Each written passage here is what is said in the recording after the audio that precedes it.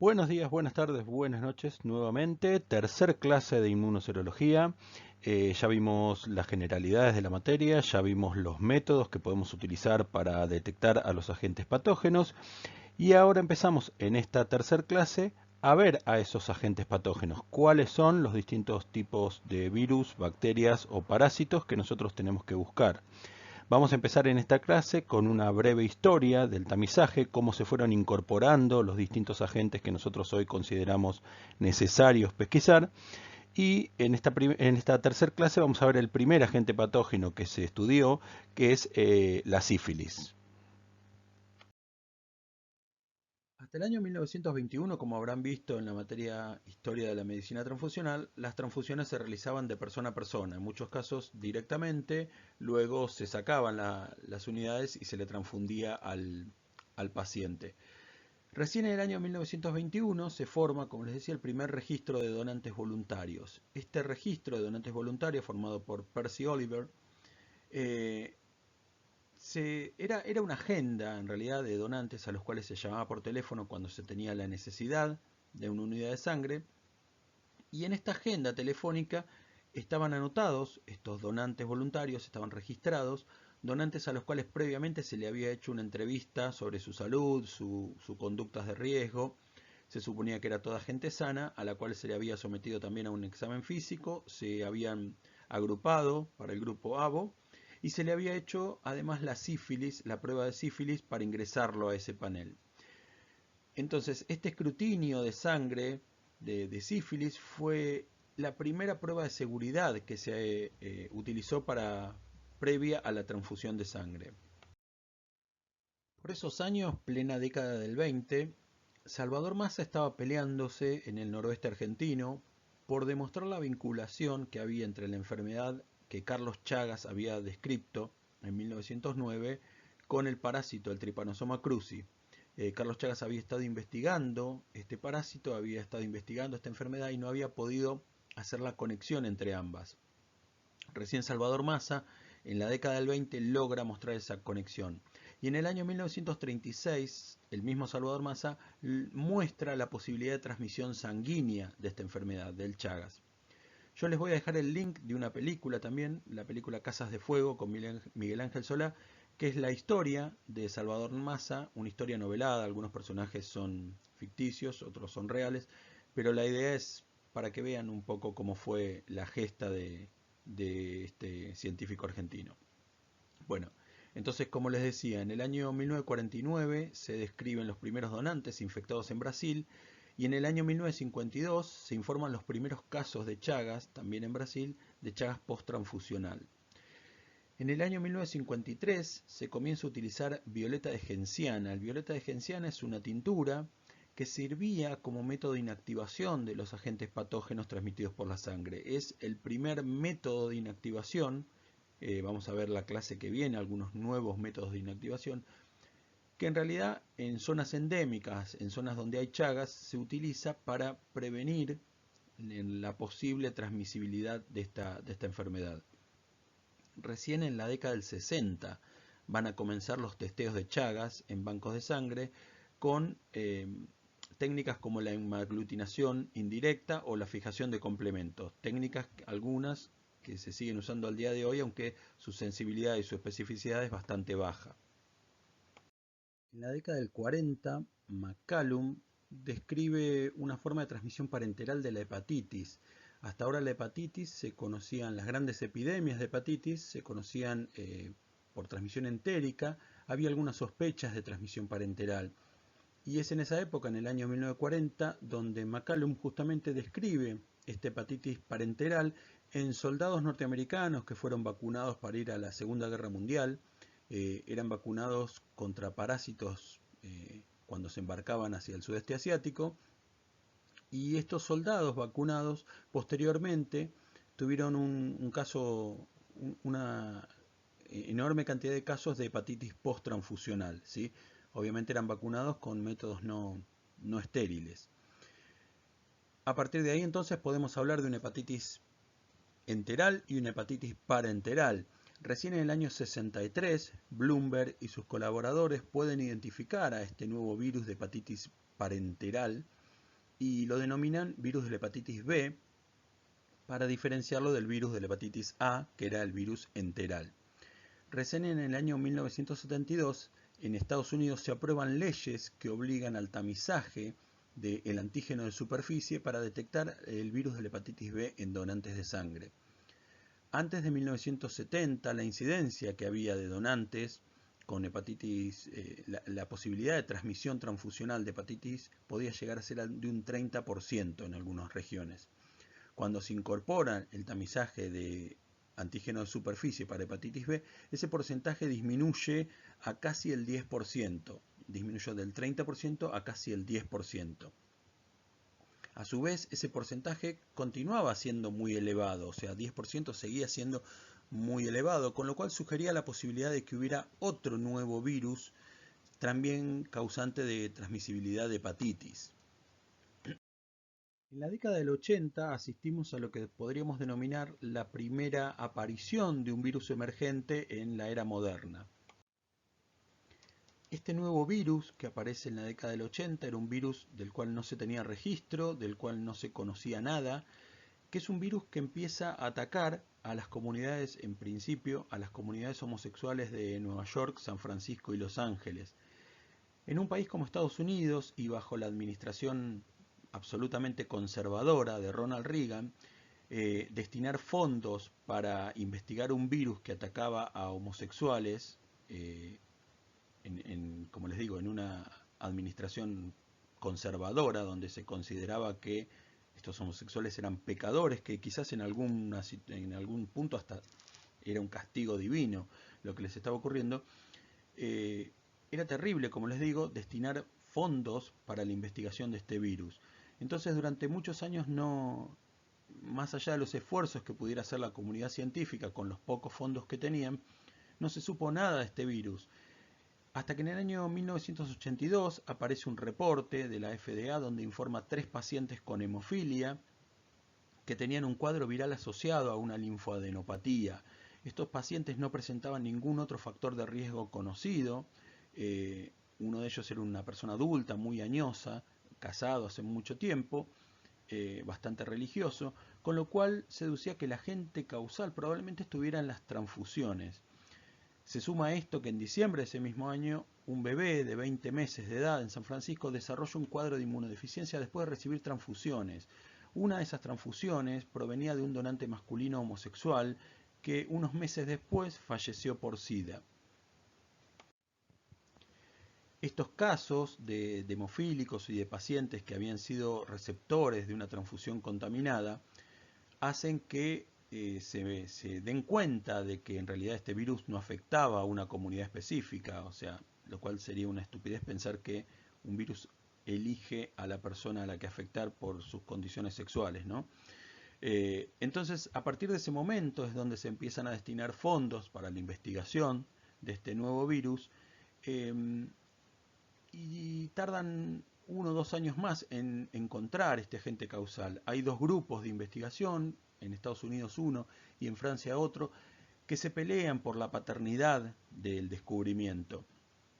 Yo les voy a dejar otro link más de otra película que es Y la banda siguió tocando.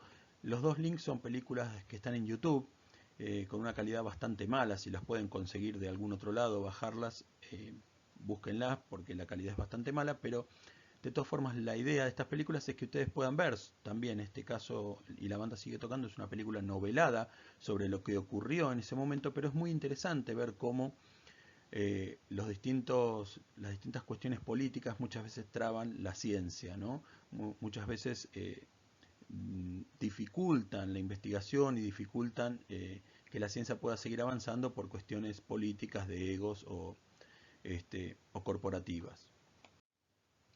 Véanlas las 2 películas, están muy interesantes, así después en algún momento quizás las podamos discutir. Bien, entonces, una vez descubierto el virus del HIV, habiendo identificado el agente, recién ahí se puede empezar a trabajar en el desarrollo de un test diagnóstico, de un ensayo para descubrir los anticuerpos de este test. Y recién en el año 1986 aparece este equipo, que es la primera generación de anticuerpos anti-HIV, que lo mismo, era como toda primera generación, era lo que había, era un test bastante poco sensible, bastante poco específico. Hasta el año 1986 las transmisiones post-transfusionales siguieron existiendo, con el riesgo de que cada unidad que se transmitía podía tener este virus adentro. Previo a la incorporación de la determinación para HIV, se incorporó también la determinación de anticore para el virus de la hepatitis B.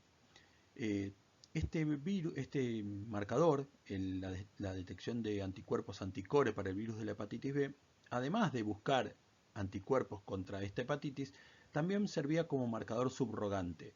Un marcador subrogante es un marcador que se utiliza muchas veces para detectar otras patologías que no se conoce o no se tienen marcadores de medición. Es decir, lo que se suponía en ese momento es que la hepatitis B, el virus del HIV y el virus de la otra hepatitis que no se conocían podían ingresar por las mismas vías, la vía sexual, la vía intravenosa, la vía por drogadependencia. Entonces, encontrando marcadores subrogantes, uno podría descartar la posibilidad de que un virus desconocido también sea transfundido. Esto es lo que denominamos un marcador subrogante. Entonces, como yo les había planteado, a mediados de los años 70 se demostró que había algún porcentaje de hepatitis que seguían siendo transmitidas. Estas hepatitis se denominaron no A no B, porque no eran ni la hepatitis A ni la hepatitis B. Y años después se descubrió que el 90% de casi todas estas hepatitis posttransfusionales no A no B se debían a un nuevo virus, que es el virus de la hepatitis C. Este virus fue descubierto en el año 90, fue identificado por un grupo de investigadores de la empresa Chiron, y al mismo tiempo que fue identificado este virus de la hepatitis C, comenzó su pesquisa en el banco de sangre porque este mismo grupo logró, al tiempo que descubría el genoma viral, logró también desarrollar un estudio de anticuerpos, los anticuerpos de primera generación anti-hepatitis C, que se pudieron empezar a comercializar y utilizar en el banco de sangre de Estados Unidos y Japón, y luego se extendieron al resto del mundo. El último de los agentes patógenos que incorporamos en Argentina al tamizaje obligatorio es el virus del HTLV. Si bien es el primer retrovirus conocido, el HTLV1 se identificó en el año 1980 y el HTLV2 en el año 1982, recién en el año 86 se comienza a tamizar en los bancos de sangre de Japón, que son endémicas, y en algunos años después en Estados Unidos o en Francia. En Argentina recién en el año 97 se incorporó oficialmente, algunos años antes se testeaba en algunos centros, pero como les digo, recién no oficialmente en el año 1997 comienza a aparecer el virus del HTLV como obligatorio en las normas técnicas y administrativas. Este virus, el virus del HTLV, es el último incorporado hoy en día a nuestro tamizaje obligatorio, y si bien en otras partes del mundo se hace tamizaje obligatorio de algunos agentes patógenos que aquí no se hacen, esos agentes patógenos, algunos de ellos los vamos a ver en la última clase, que engloba a los agentes emergentes, a los virus emergentes, bacterias y parásitos emergentes, que podrían en algún momento, y cambiando las condiciones epidemiológicas o las razones por las cuales se incorporan algún patógeno o no al tamizaje, podrían estos nuevos agentes patógenos emergentes incorporarse al tamizaje definitivo de la Argentina. Bien, comencemos entonces con el baile de la espiroqueta, esas espiroquetas que ven ahí bailando en una rave. Son Treponemas pallidum, sacados con un microscopio de altísima resolución, que son los agentes causantes de la sífilis, y son a su vez el primer agente patógeno que se empezó a tamizar en el banco de sangre. Entonces vamos a empezar hablando de ellos. Si bien la enfermedad data de mucho tiempo antes, el nombre sífilis se acuñó en el año 1530 y proviene de un poema de un médico italiano, Girolamo Fracastorius, que publica una poesía justamente donde un pastor, Sífilus, fue castigado por los dioses a llevar una enfermedad venérea por una vida inmoral llena de vicios. La medicina en realidad a esta patología le dio otro nombre, el nombre latín lues, que significa epidemia, acorde a lo que causaba en esa época, epidemias de sífilis. Y es una patología que si bien nosotros la vamos a estudiar de transmisión transfusional, básicamente es una enfermedad de transmisión sexual. Muchos personajes célebres, conquistadores o artistas, se cree que padecieron esta enfermedad justamente adquirida por transmisión sexual. Se supone que Beethoven, Van Gogh, Gauguin podían haber sido afectados por esta patología. Algunos plantean que la locura de Van Gogh podría ser una sífilis neurológica y que Beethoven, su sordera, también podría tener que ver con esto. También se supone que los conquistadores la trajeron al Nuevo Mundo, América, y cuando se encontraron con los pueblos originarios, eh, debido a la cantidad de violaciones que hubo, la transmitieron a las mujeres originarias y la sífilis se estableció en América también. La adquisición de sífilis hasta ya entrado el siglo XX era una sentencia de muerte. Antes del descubrimiento de la penicilina, que resultó ser un tratamiento antibiótico bastante efectivo, la sífilis era una enfermedad incurable que tenía un pronóstico bastante sombrío. Estas fotos que les pongo acá son fotos reales, fotos de pacientes con sífilis en estado avanzado, donde pueden ver las pústulas que se producen en los problemas dermatológicos, la destrucción del tabique nasal o incluso la destrucción del tejido craneal. En ese momento, previo al descubrimiento de la penicilina en el año 29, se utilizaban tratamientos con arsénico y con mercurio para intentar paliar esta enfermedad. Eran unos tratamientos que en realidad eran peores los efectos que producían que la enfermedad. Hoy sabemos que el arsénico y el mercurio son compuestos altamente tóxicos. De ahí que se acuñara el término una noche con Venus, 20 años con Mercurio, porque la adquisición de esta patología por una noche de lujuria podía acarrear 20 años de tratamiento con mercurio, un tratamiento, como ya les digo, absolutamente terrible. Durante las guerras mundiales, la Primera y la Segunda Guerra Mundial, hubo muchas campañas publicitarias destinadas a prevenir la adquisición de las enfermedades venéreas. Pensemos en soldados, que son chicos jóvenes que están mucho tiempo lejos de su casa, en un territorio extraño.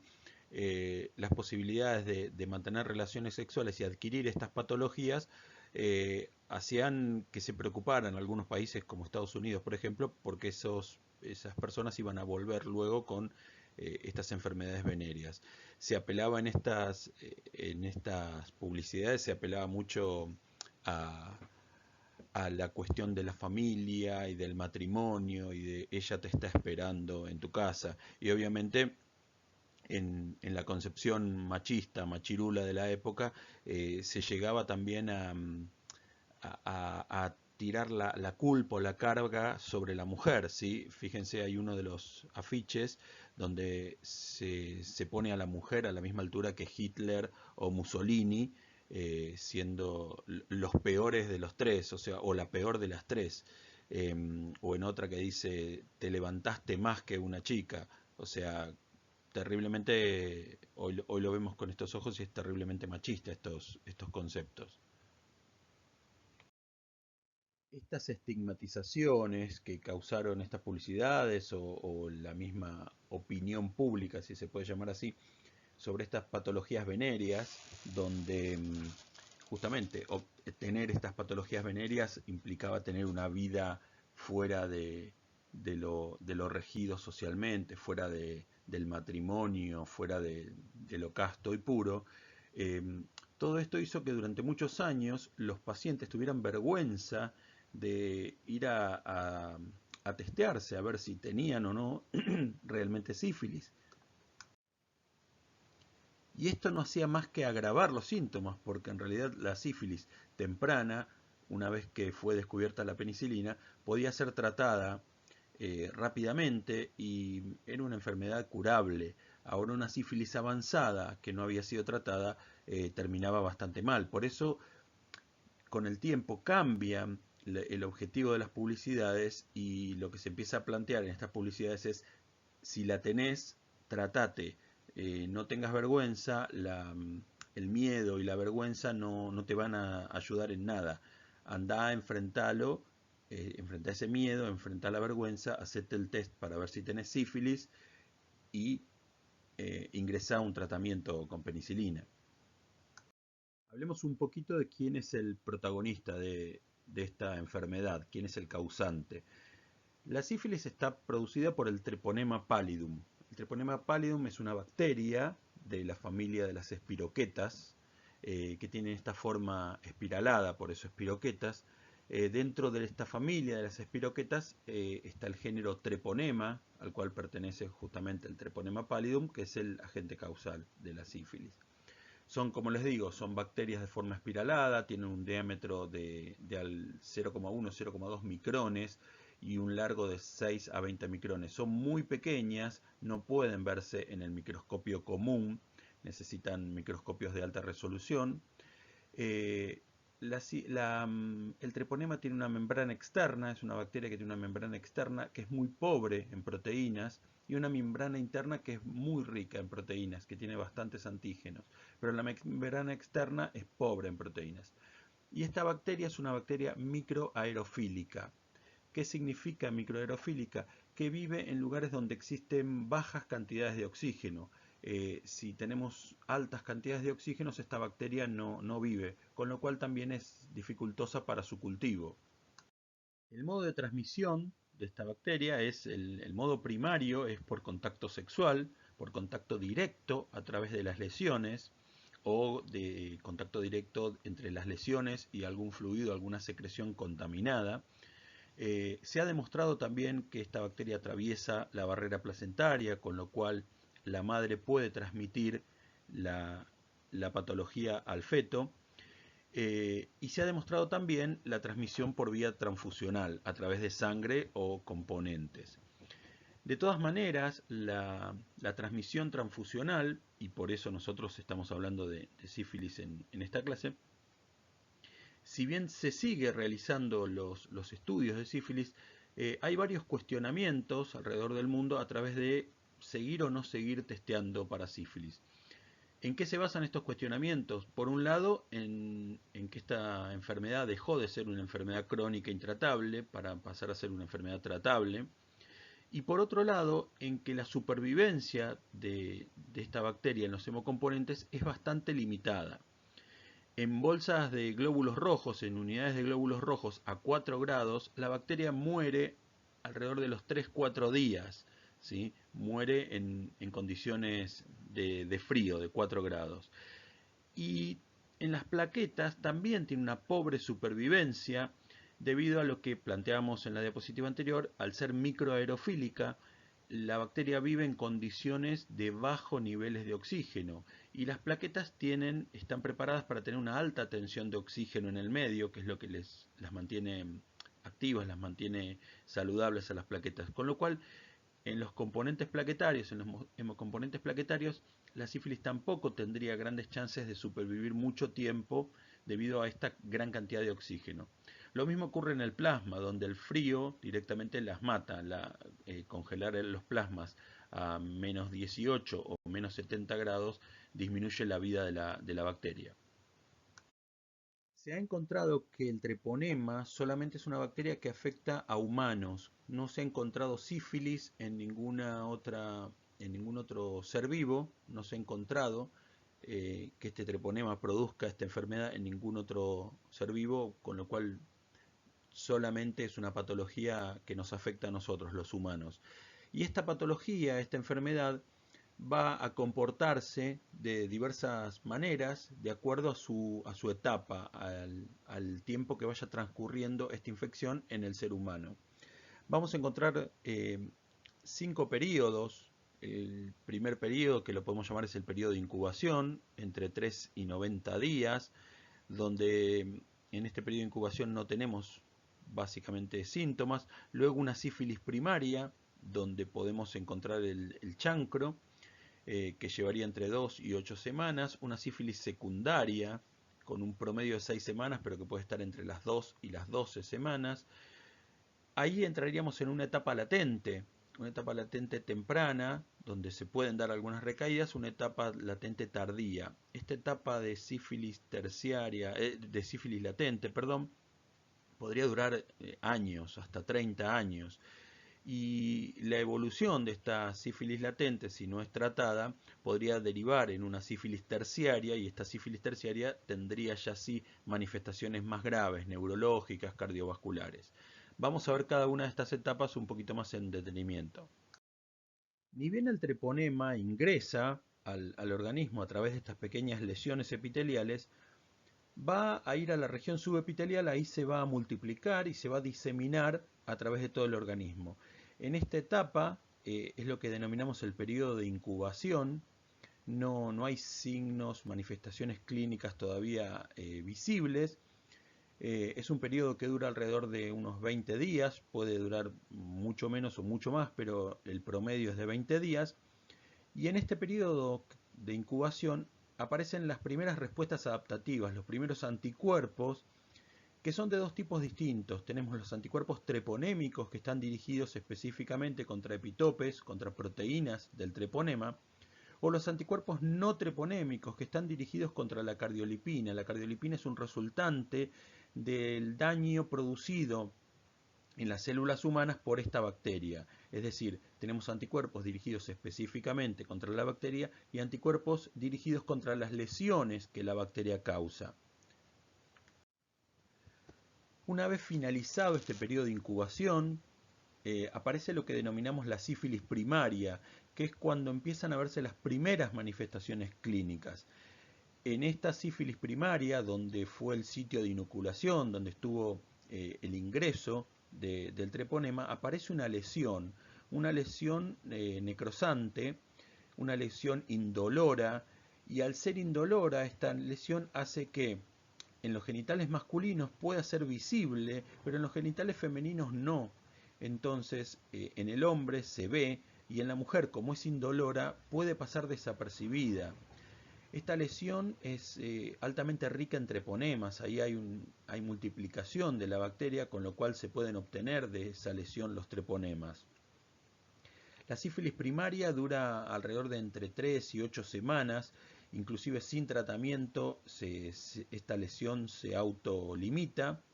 Pero es importante lo que les planteo de la lesión, de la visualización de la lesión, porque le permite a la persona recientemente infectada ingresar en un tratamiento con penicilina y obtener una cura rápida sin que les quede ninguna secuela. El tema es que obviamente en las mujeres donde el chancro no se ve, es más difícil advertirlo y es más difícil ingresar entonces a la posibilidad de un tratamiento.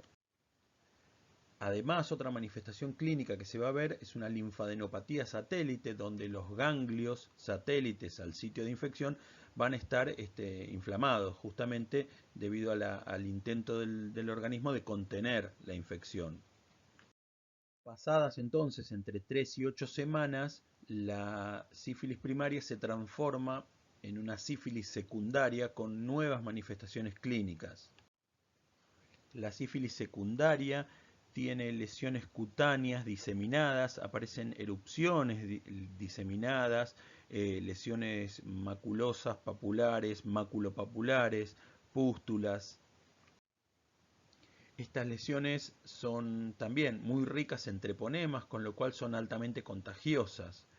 Además hay lesiones erosivas en mucosa, en la boca, en la faringe, en la vagina, en el canal anal, en distintos sitios del organismo. Tenemos también síntomas generalizados con fiebre, faringitis, malestar, pérdida de peso, artralgias.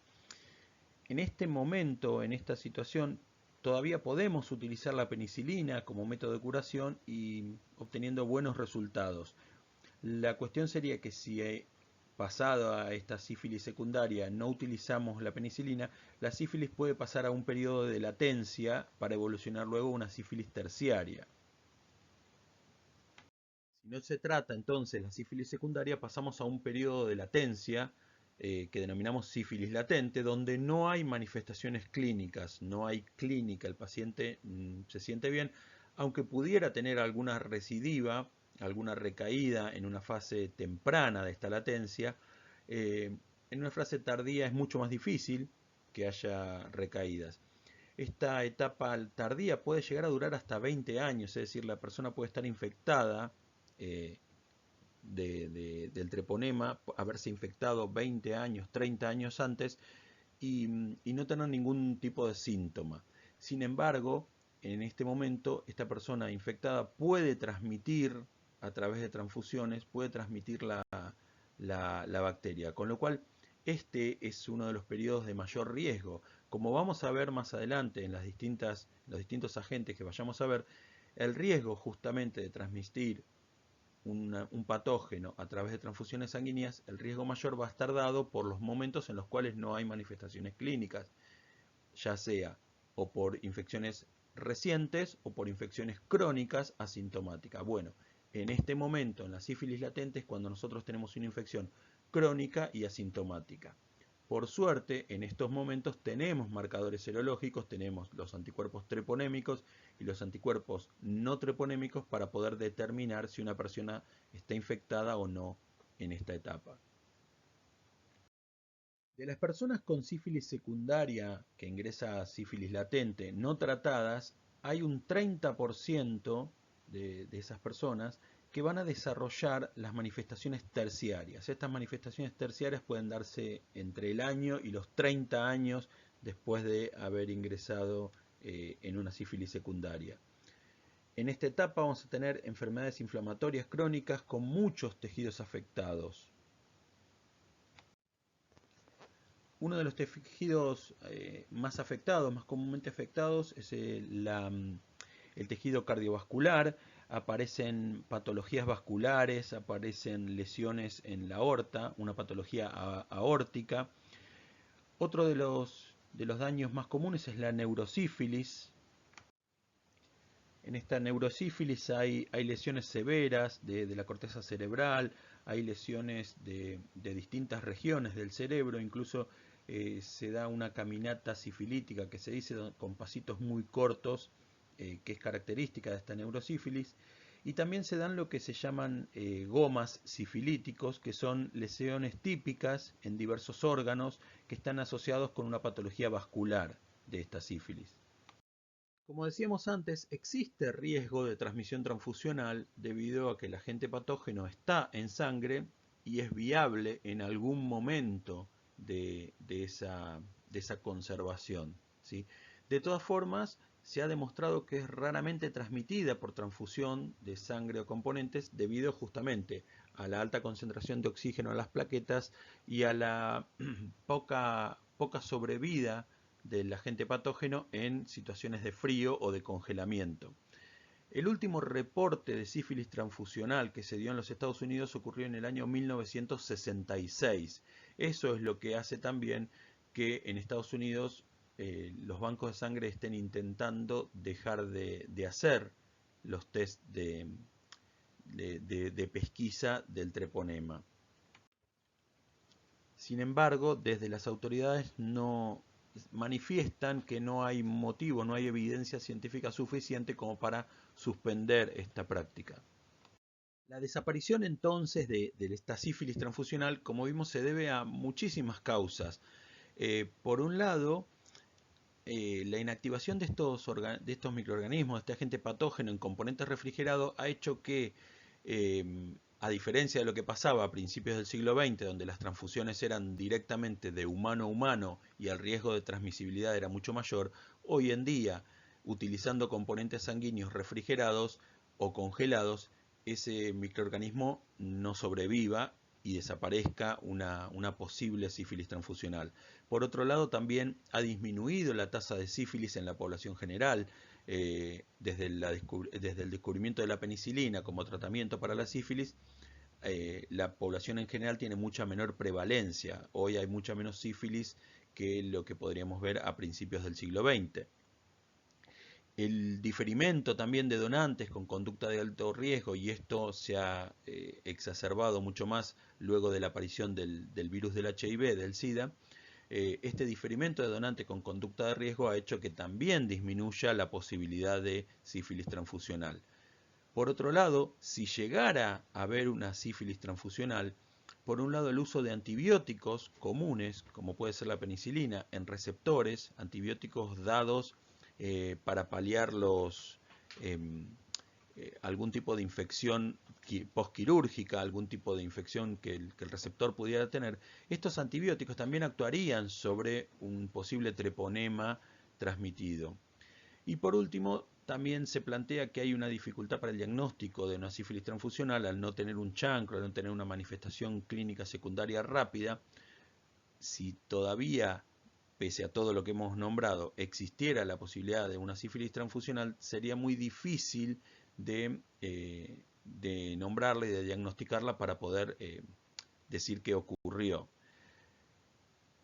Desde el laboratorio nosotros tenemos distintas formas de abordar la búsqueda del treponema pallidum. Por un lado tenemos los métodos directos, ¿sí? Los métodos directos van a buscar justamente, directamente, el treponema pallidum. Se va a tomar una muestra del exudado, de la lesión, y esa muestra del exudado se puede someter a microscopía de campo oscuro o a inmunofluorescencia directa. Se puede poner la inmunofluorescencia directa, vamos a poner la muestra, vamos a poner anticuerpos anti-treponema pallidum marcados con fluoresceína, y si tuviéramos el treponema pallidum, esos anticuerpos marcados me van a dar fluorescencia. La microscopía de campo oscuro va a buscar directamente el treponema. Los dos métodos me sirven como diagnóstico de certeza, es decir, si veo el treponema, quiere decir que la persona está infectada, obviamente. Lo que no sirven estos métodos es para descarte poblacional. Si yo no veo el treponema, puede ser que la muestra haya sido mal tomada o que no tenga una alta concentración de treponemas. Por lo tanto, no puedo descartar solamente con métodos directos la patología.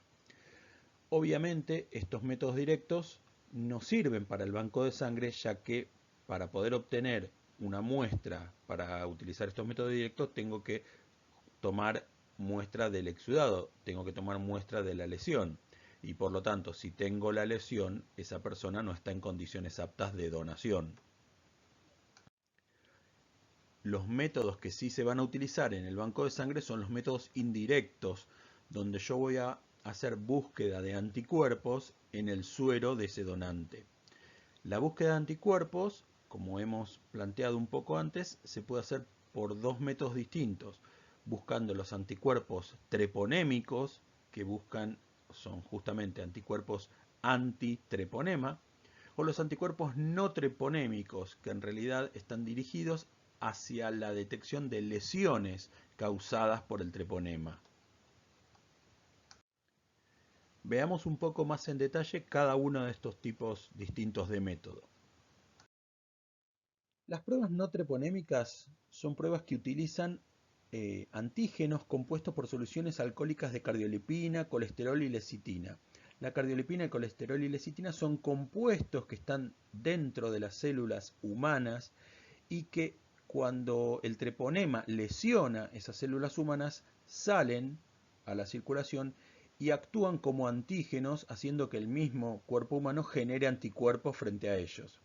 O sea, el cuerpo humano los reconoce como extraños porque en realidad son compuestos que están intracelularmente y que se liberan debido al daño producido por el treponema. Entonces, estas pruebas no treponémicas lo que van a detectar es el daño producido por el treponema y no el treponema en sí.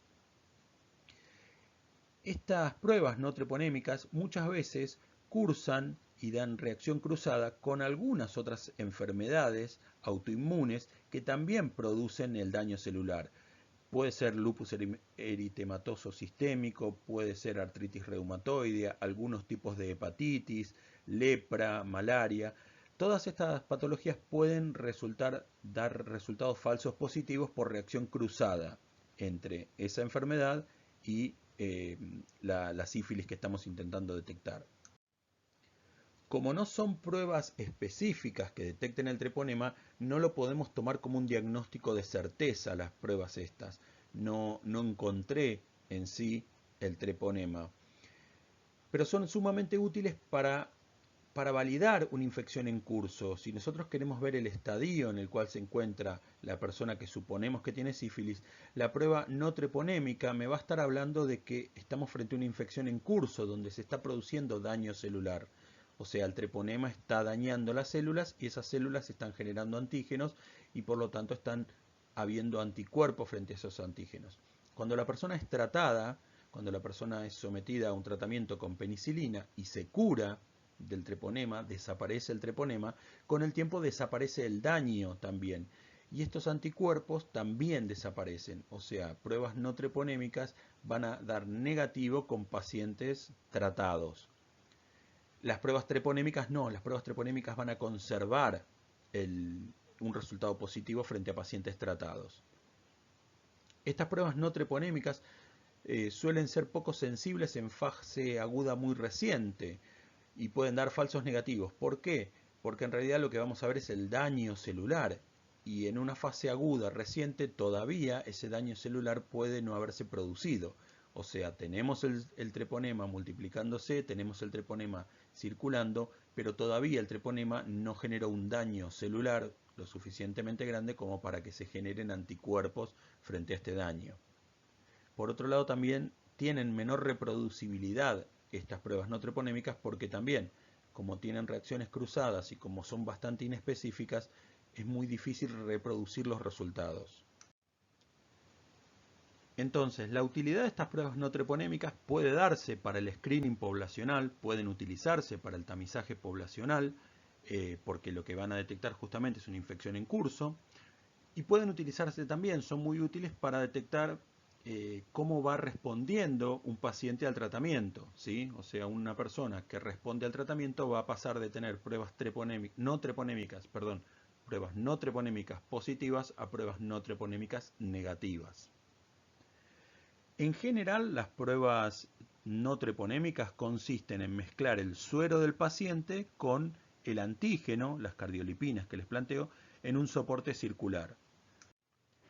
Si existen anticuerpos, lo que vamos a ver en estas pruebas, como se ve en esta foto, es una floculación, ¿sí? Esos anticuerpos van a hacer que floculen, una especie de aglutinación, los compuestos, las cardiolipinas, y entonces se forman este tipo de floculaciones. En el caso de no tener nada, esto es un artefacto de la técnica, en el caso de no tener nada no se ve ningún tipo de floculación.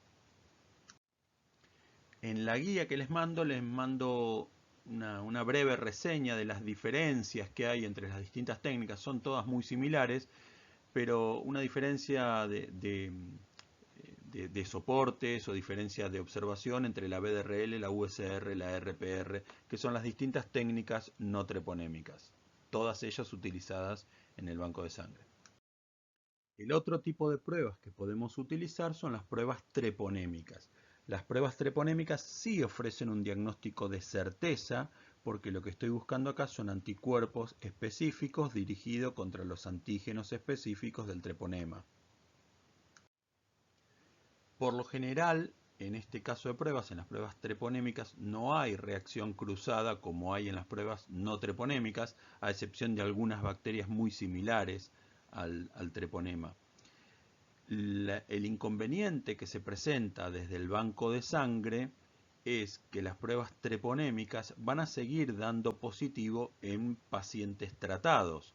Por lo tanto, una persona que hace muchos años tuvo sífilis y fue tratada con éxito y hoy en día no tiene el treponema en circulación, puede tener anticuerpos antitreponémicos todavía como memoria inmune.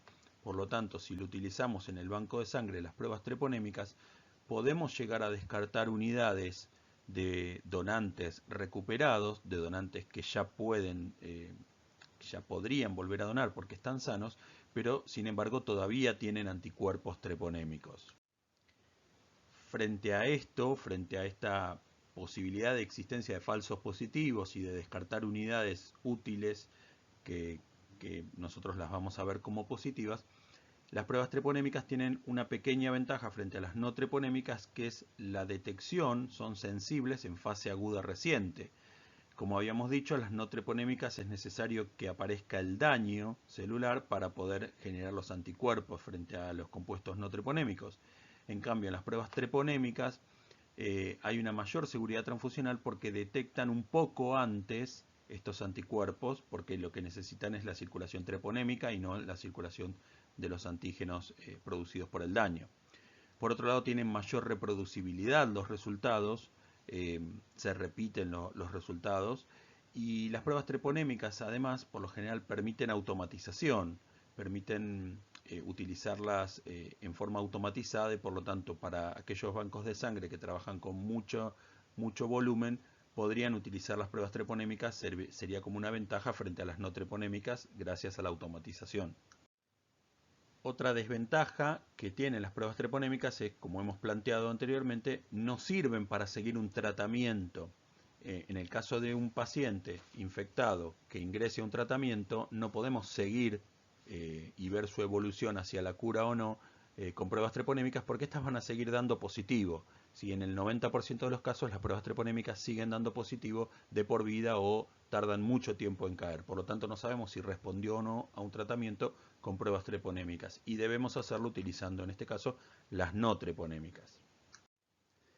En la misma guía que les nombré antes, les envío también una breve reseña de las distintas pruebas treponémicas, la TPHA, la TPPA, la FTA-ABS y el ELISA, que en realidad son pruebas de aglutinación o ELISA o pruebas de fluorescencia que son similares a las otras pruebas que hemos hablado cuando vimos los métodos. Pero les mando en el apunte para que vean las especificidades de cada una de ellas. En el caso de sífilis también existen algunos antígenos recombinantes que lo que generan es una mayor especificidad y muchas veces aumentan también la sensibilidad de las pruebas treponémicas, disminuyendo el periodo de ventana, encontrando antígenos que son responsables de una respuesta más temprana. En definitiva, la existencia de pruebas treponémicas y no treponémicas nos permite abordar el mismo problema desde dos lugares distintos. Desde el punto de vista del banco de sangre, no existe un consenso universal sobre qué métodos utilizar, si treponémicos o no treponémicos.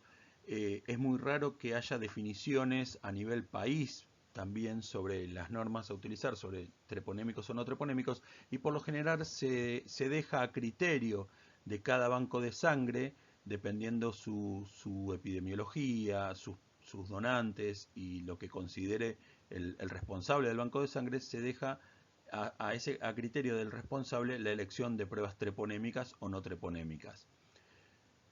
Por ejemplo, si elegimos pruebas treponémicas, vamos a tener mayor sensibilidad en una etapa aguda reciente, vamos a quizás disminuir el periodo de ventana en 1 o 2 semanas frente a anticuerpos no treponémicos, porque los treponémicos detectan anticuerpos que se generan antes que los anticuerpos no treponémicos.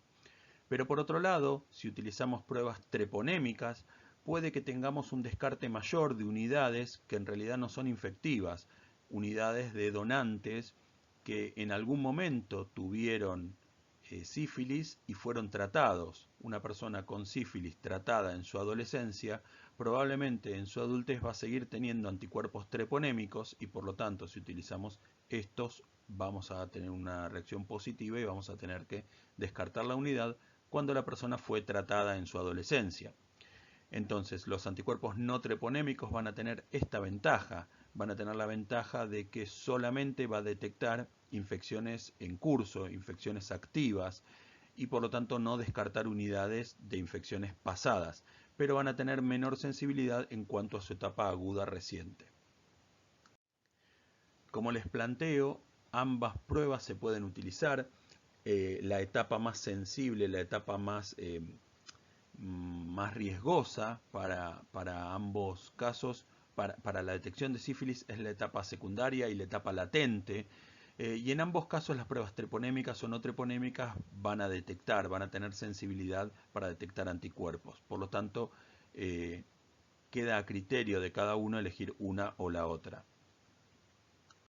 Frente a esta posibilidad de utilizar ensayos treponémicos o no treponémicos, se han desarrollado distintos tipos de algoritmos para poder utilizar en el banco de sangre.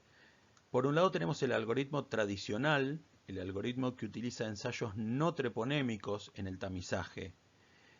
Frente a un ensayo no treponémico negativo, la unidad se libera.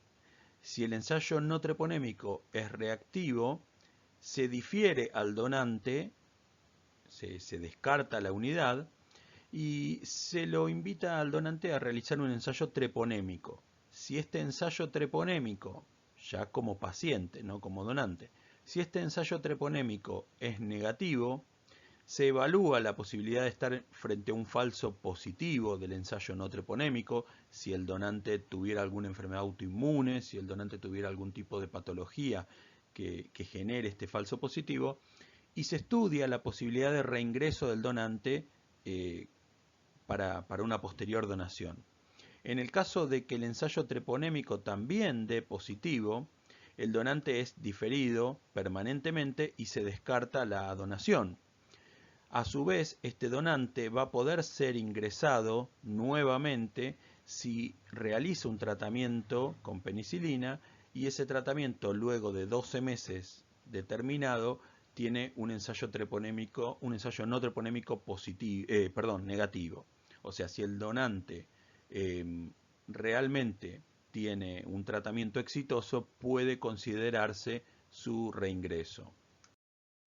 La FDA también realizó un algoritmo inverso, ¿sí? En este caso vamos a empezar con un ensayo treponémico. Si el ensayo treponémico es negativo, la unidad se libera, la persona no está infectada. Si el ensayo treponémico es positivo, se difiere el donante y se evalúa la posibilidad de reingreso de ese donante más adelante. Para esto se realiza otro ensayo treponémico. Si ese otro ensayo treponémico da negativo, se evalúa la posibilidad de que el primero haya sido un falso positivo y se evalúa el posible reingreso del donante.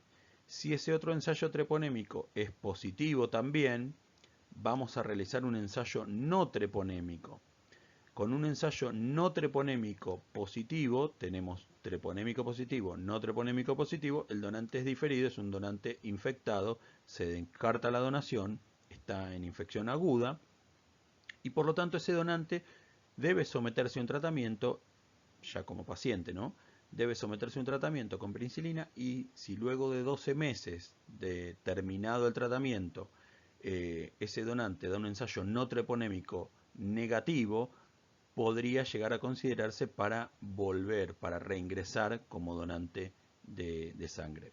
Si el ensayo no treponémico, en este caso, da negativo, ese donante puede ser evaluado y si logra demostrar que tuvo un tratamiento certificado, se podría pensar que ese donante tuvo una sífilis en algún momento de su vida, fue tratado con penicilina y los anticuerpos treponémicos son anticuerpos que marcan una infección pasada, los anticuerpos no treponémicos implican que ese donante está curado y por lo tanto ese donante podría ser admitido. En conclusión, la sífilis es una enfermedad bacteriana causada por el Treponema pallidum que tiene un riesgo de transmisión transfusional cada vez menor debido a la disminución poblacional de esta patología, debido a la baja sobrevida de la bacteria en sangre almacenada, debido a al rechazo previo en entrevista debido a factores de riesgo. Sin embargo, existe aún este riesgo residual de transfusión sifilítica, por lo tanto, seguimos haciendo el tamizaje en banco de sangre para la detección de sífilis. La elección de la metodología utilizada en el banco de sangre va a estar dada por la consideración del responsable del banco de sangre y esto va a tener que ver con la prevalencia poblacional.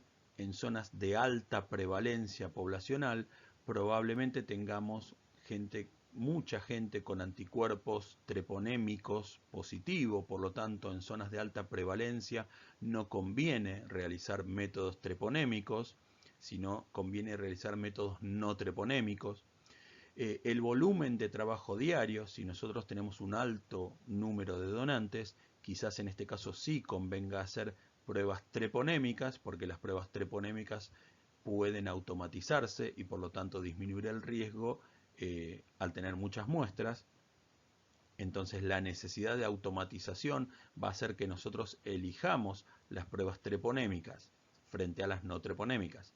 Pero por otro lado, las pruebas treponémicas y automatizadas son mucho más costosas que las pruebas manuales y no treponémicas.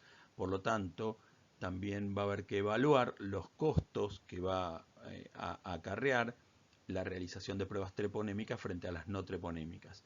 En fin, finalizando, digamos, todas estas consideraciones son las que uno debe tener en cuenta a la hora de decidir si uno va a hacer pruebas treponémicas o no treponémicas para la detección de sífilis en el banco de sangre. Bueno, espero que haya quedado más o menos clara esta primer clase de un patógeno. Las preguntas, vuelvo a decirles, me las pueden hacer por el Classroom y esperemos que nos podamos ver en breve. No sé cuándo vamos a levantar la cuarentena, pero hasta tanto podamos vernos las caras, vamos a continuar así. Y de nuevo, las preguntas me las pueden realizar online, que las vamos a ver. Nos vemos la próxima.